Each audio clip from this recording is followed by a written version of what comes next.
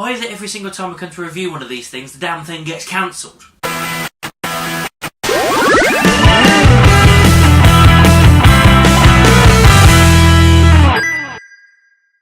Hi guys, welcome to Bird's Eye View, and this is going to be my spoiler review for Season 3 of Netflix and Marvel's Daredevil. Yes, there will be spoilers, but I'm going to put it to the back end of my review. Most of this video is going to be spoilers, so I'm just going to go into it quickly and then go into spoilers, but I'll let you know when it's coming. So, Daredevil Season 3, done and dusted. Permanently, by the looks of it, because as soon as I finished watching this, it got cancelled, which sucks because I really actually quite enjoyed this season. I enjoyed the other two seasons. Daredevil was like the main staple of these characters in the Netflix series. I thought he was going to continue, and seems like that's not the case. I could understand why they got rid of Iron Fist. I kind of understand Luke Cage, although I'm kind of annoyed because I quite like that. But Punisher and Jessica Jones must be shitting themselves because they're the only two left. Season 3 was something I wasn't sure was going to happen to begin with, because obviously what happened at the end of Defenders, I thought, oh, he's gonna die, he's dead, and then obviously right at the end of it, it shows that he's not. So I'm like, right, okay, will they or won't they do a Season 3? I'm not too sure. But yeah, they went ahead with it. Matt Murdock's still alive, and the differences with this one is that he kind of peels things back a little bit here. He's a little bit shaken by his faith. He's not too sure about what's going on. He's not wearing his red suit anymore. He goes back to his black suit. He goes back to basics, and he's more aggressive, more angry, more conflicted with his emotions and conflicted with his religion.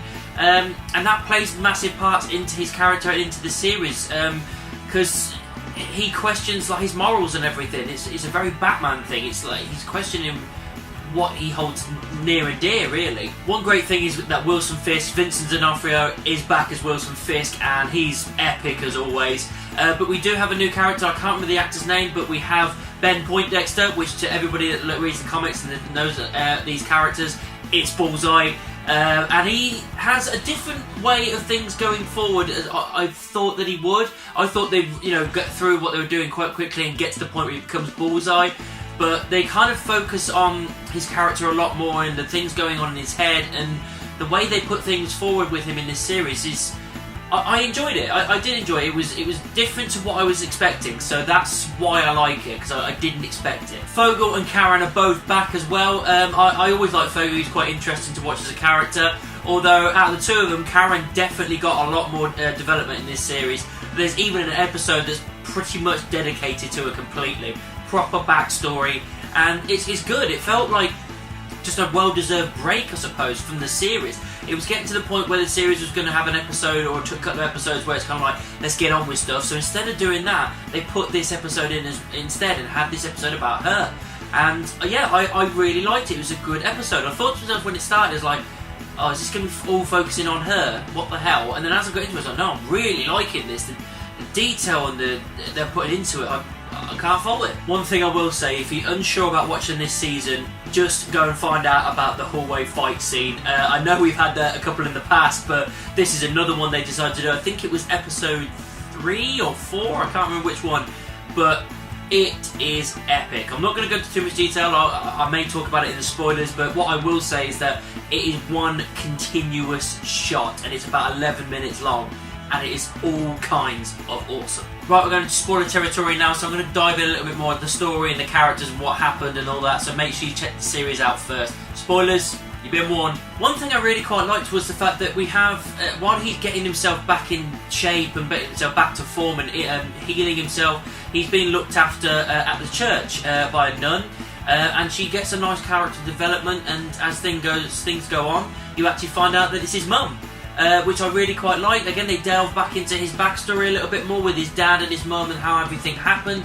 I like that because we didn't really get much about his mum in the previous series. It's just a case of she wasn't there and his dad looked after him. That was more or less it. So the fact that we get her side of the story and find out why, the fact that she becomes a nun and she has to stick with that faith. All the while, this whole time, she's helping him out and just doing the motherly thing that she needs to be doing. Poindexter, again, like I said in the non-spoiler bit, I really enjoyed this character. I thought it was a lot of good things that they did with this. The fact that he never actually fully becomes Bullseye in this. His things are going around in his head and he's going mental. He's got a proper mental problem, and he ends up going to do this thing where he kind of kills people just to kind of get through it. And as time goes on, Wilson Fisk kind of hires him. He's in the CIA, but he hires him as like his hired gun, and he ends up putting on the Daredevil suit, and he starts going around killing people. And it's awesome. It really is quite a different take to what I was expecting for the Bullseye character, and I can't really fault it. Of course, the main focus here is Wilson Fisk. He gets out of prison. He's in prison, but he's basically been given an opportunity to be out of prison in a confined area, watched by the CIA, so that he can give details and information to other associates and all this kind of stuff to get them all taken down and all, taken up the streets and get rid of crime overall in Hell's Kitchen. And as time goes on, he can see he's got many fingers in many pies, and he basically takes everything over. He's able to take over in the CIA as well. He's got so much information on so many people that as time goes on, he gets everything put out in his apartment. He's able to walk free.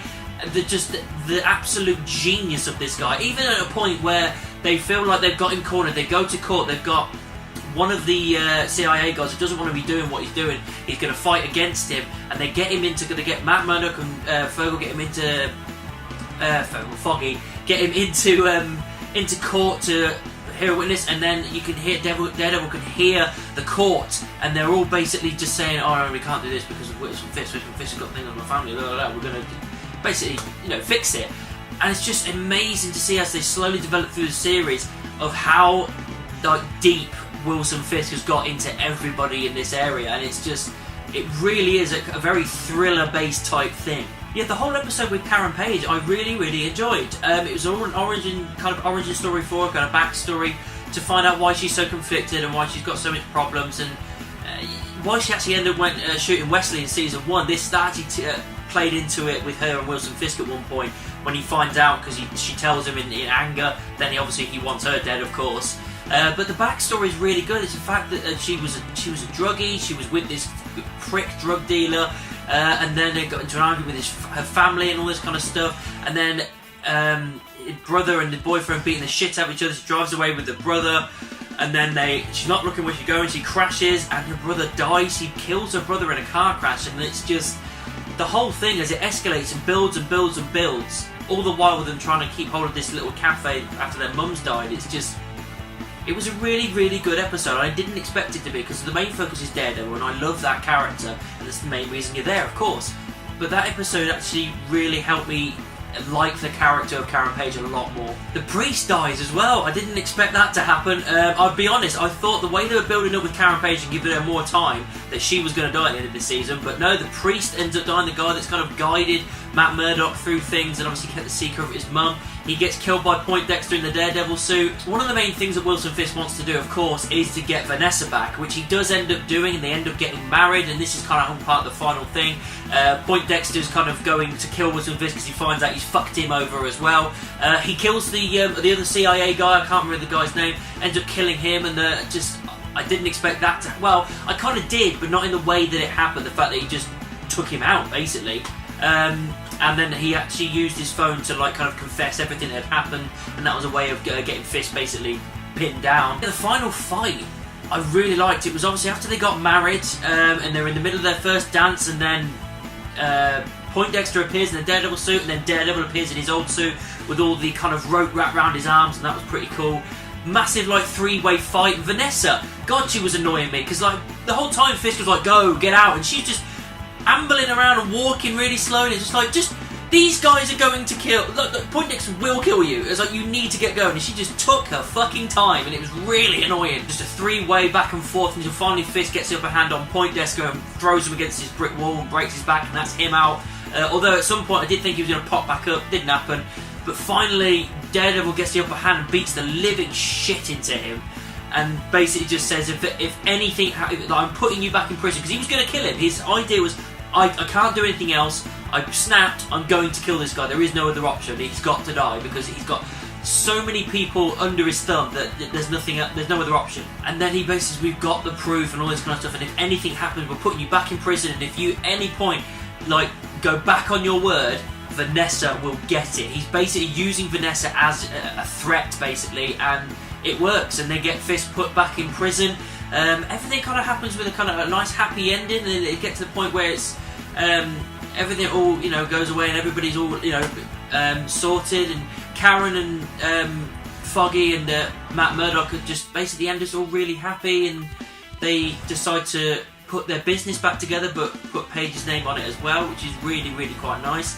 And it was a nice kind of ending. I mean, it could have ended there, but they left it on a cliffhanger. They could have just ended that series there. Considering they've cancelled it, I thought that's the way they would do it. Nice round up and it's done. But they ended it on a cliffhanger, which was Poindexter being operated on his back, and then halfway through the operation he opens his eyes and you can see like the kind of the bullseye target in his eyes, and that's it. So it's kind of pushing towards the we're going to get bullseye, we're going to get the bullseye. But now that's not going to happen.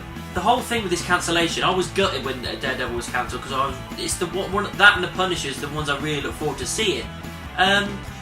But obviously the strongest rumour is that obviously Disney are going to be getting their own streaming service very, very soon. So all the Star Wars and Marvel stuff that is on Netflix will be moved across.